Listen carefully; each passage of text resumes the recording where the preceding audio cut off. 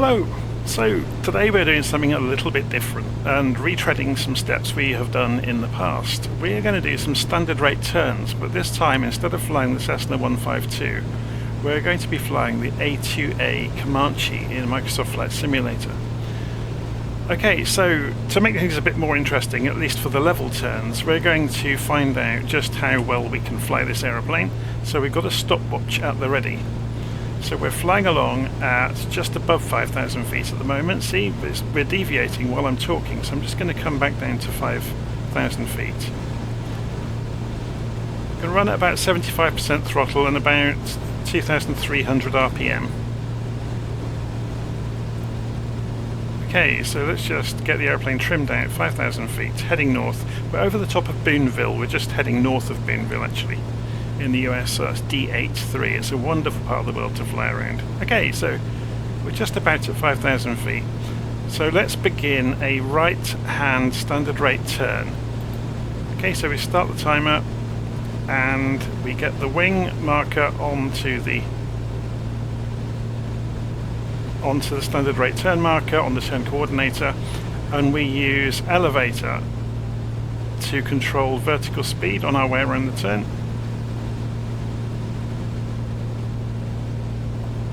We've got the course marker just as a visual reference on the way around.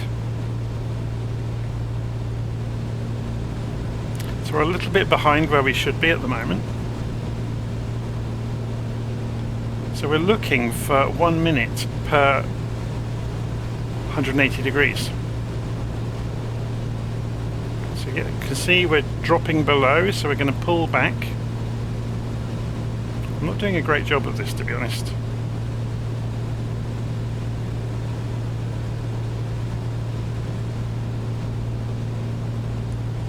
I'm about 3 or 4 seconds out at the moment. But that's because we have fallen below, which means I'm not pulling at the rate I should be. So by pulling back up onto the target altitude and keeping the wing on the marker here, we should be able to get some of that time back. So we're just looking to accurately fly a 360 degree turn and see how long it takes us. Now the markers on the aeroplane give us a 2-minute turn. So by the time we come back round, we've got 20 seconds to go. Started to climb above, so we're dropping back. It's not going to be far off, is it?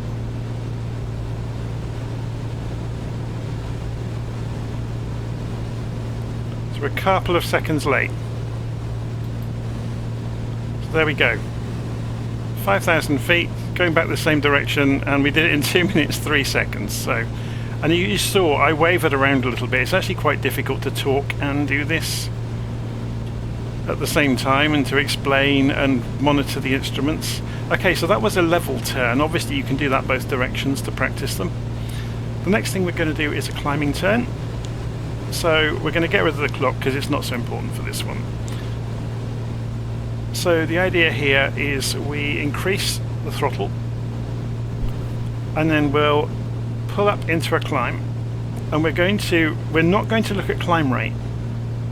So we're going to go again, we'll do a right turn again just to make it similar. We're going to look at the airspeed.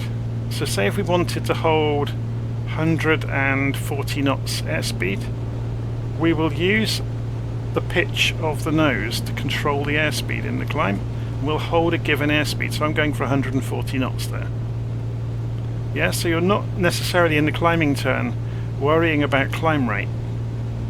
You're looking at your speed. And you're looking to maintain speed by adjusting your pitch to control speed. And the same is going to be true of a descending turn.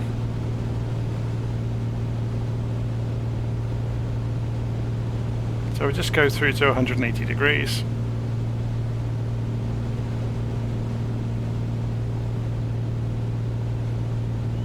So there was our climbing turn, just completing 180 degrees worth of it, and we level back out and we pull the throttle back. Okay, so vertical speed is 0. So let's try a descending turn using the same method. So we're going to cut the throttle back to 50%. We'll do left turn this time. So we roll into the turn and say we wanted to maintain, say, 150 knots. So we'll let the aircraft fall and then we'll use the pitch. And we'll use pitch to control the descent rate. To control the airspeed, and then we'll see what the descent rate does. So we're only coming down at about 200 or 300 feet a minute. It's interesting, isn't it? Just how subtle that is.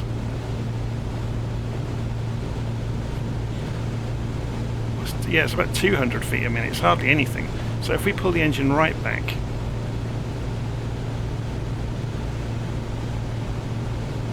you can see how you could control. We'll hold the airspeed at 140 knots, but you can see that the descent rate is increasing, but look at the manifold pressure as well. We're almost off the gauge. Now the danger with doing that, I'm just going to straighten this back out. Now we're going north again. The danger with holding the throttle too long at idle is you can actually cause problems for the engine. Okay. You know, with the engine cooling down too much, with the airflow rushing in and no revs. Okay, so next thing we're going to do is going to be a flaps down descending turn. So we're going to slow up first to get into the range for flaps. So I'm just going to pull the throttle back, let the airspeed bleed off. Just holding it level on the vertical speed.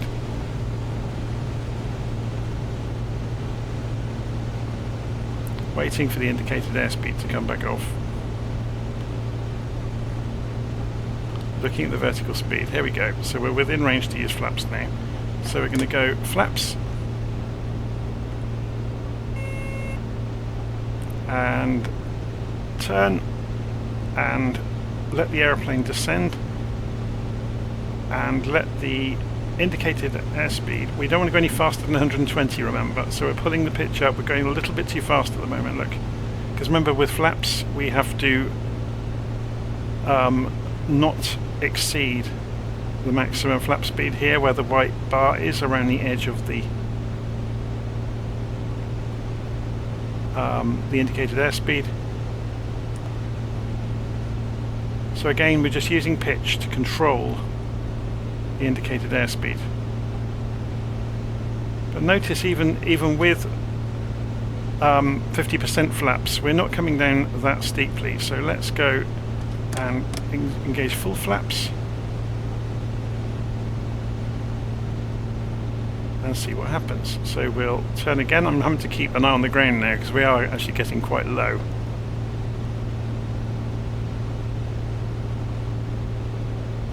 So you come down to about 800 feet a minute with full flaps. Okay, so let's get the flaps back up. I'm not going to complete that turn. Let's just continue around the turn and do a climbing turn to get some height back, just to do the final thing we want to practice, which is a side slip turn. So side slip turns were used many years ago. Let's clear that warning over there.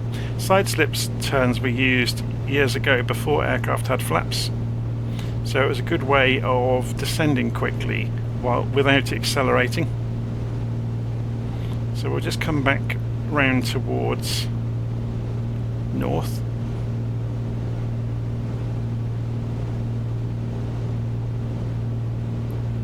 So in a side slip turn, you side slip out of the turn or away from the turn direction.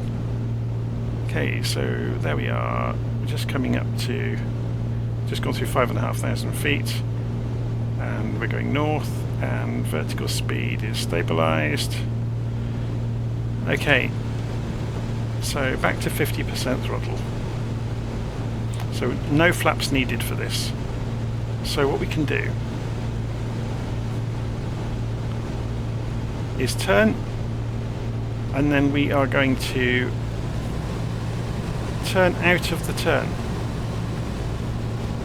Now notice the airspeed coming off. So if we wanted to come down at 140 degrees, we move the nose downwards. We're using right aileron, full left rudder, and using the elevator. See, we're not even pitched in as much as we could. There we go. So we're about on the turn rate there, look. Even the aircraft's really fighting against me. It's trying to turn back out of the... trying to roll out of the turn. So I'm having to force it.